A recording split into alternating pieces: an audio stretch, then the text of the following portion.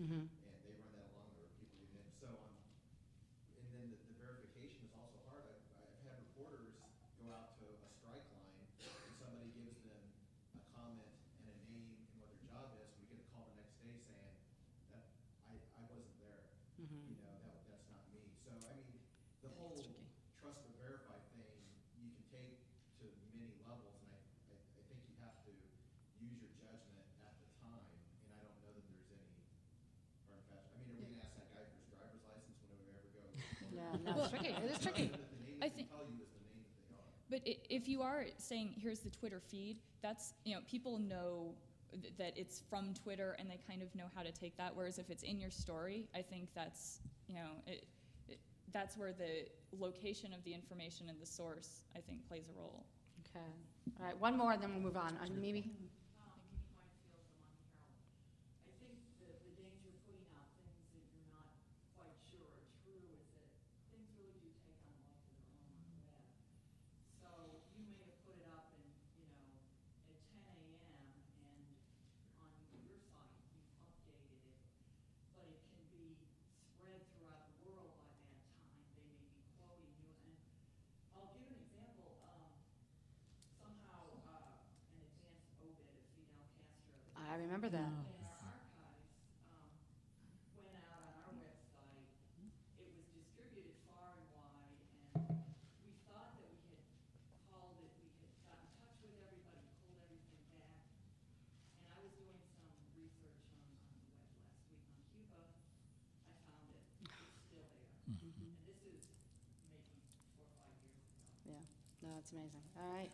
Okay, we're going to move on. There's a couple more incidents we'll run into that'll help us or cause us to examine our new world that we live in, work in. Number 3, you have uncovered an accounting scandal worthy of an SEC investigation. After your initial gangbuster stories, the company has started an online campaign attacking your reporting tactics and revealing private information about you. Do you, A, monitor the postings and delete the personal attacks? Otherwise, you let your work speak for itself and redouble your efforts. Turn your work over to federal investigators to help them bring charges against the company. C, create an anonymous login and fight back online. Or D, engage them publicly, posting messages under your own name, defending yourself, and attacking the company. For the sake of argument, I would probably pick A, but for the sake of argument, I would pick D minus the last clause. I think that if we're allowing reader comments attached to stories on the web, we're doing it to be interactive, and it's just another step in interactivity for the reporter to engage those who are commenting on his or her story. I wouldn't attack the company. I'd stay pretty far from that.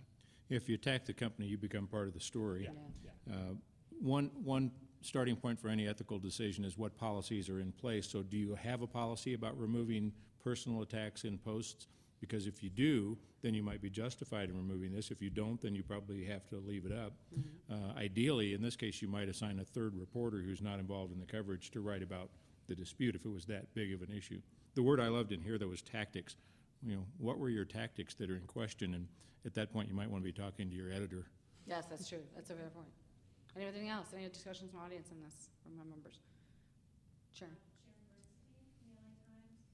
We actually have policies in place about comments. I edit one of our blogs, and I have to handle the comments posted on it.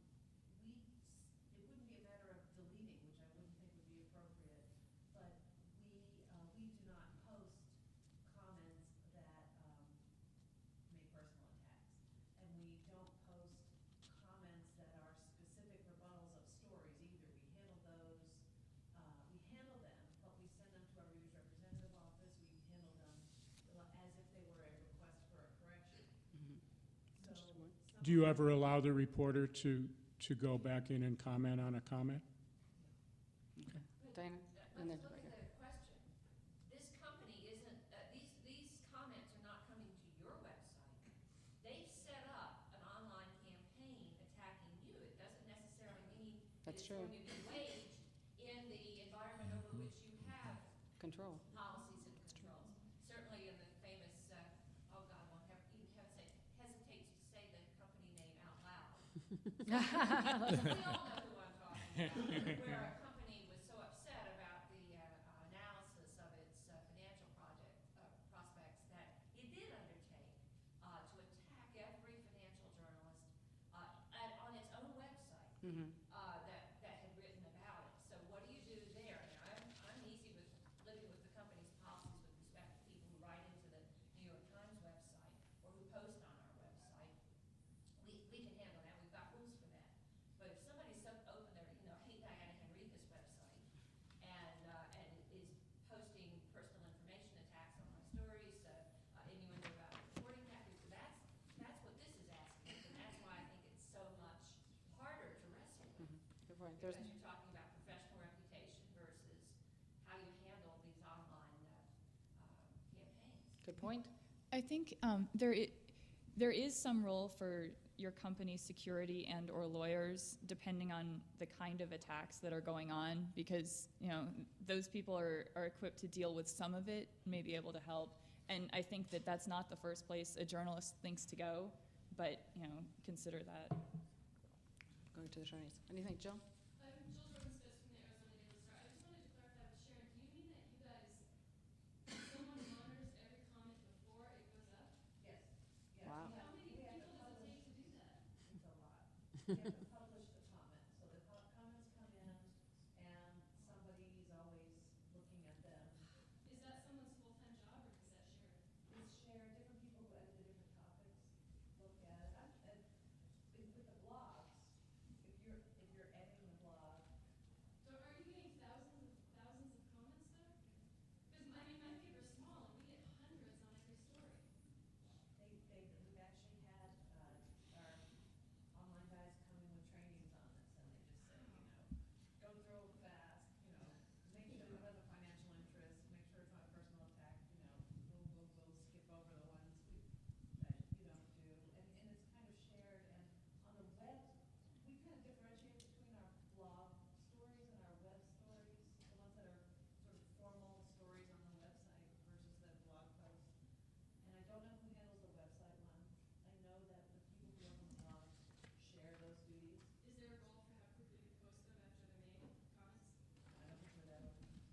I do think there's a suppression role of having a moderator, that the pinheads that would post just random crap tend to stay away from sites if they have to sign in and they know it's going to be moderated. Not always. I'm sure you get a lot of pinhead comments, but We have, because we're on the border, and we don't allow comments on border stories, so people go in they won the award for a Twinkie display or something, and they'll say, this kid must be an illegal alien. Yeah. Free story. yeah. It's a huge problem, so I'd love to see us monitor, but the argument at my paper is we can't, because we want to get stuff up quick, and we can't stay on top of it. Okay, is there? Yeah, go ahead.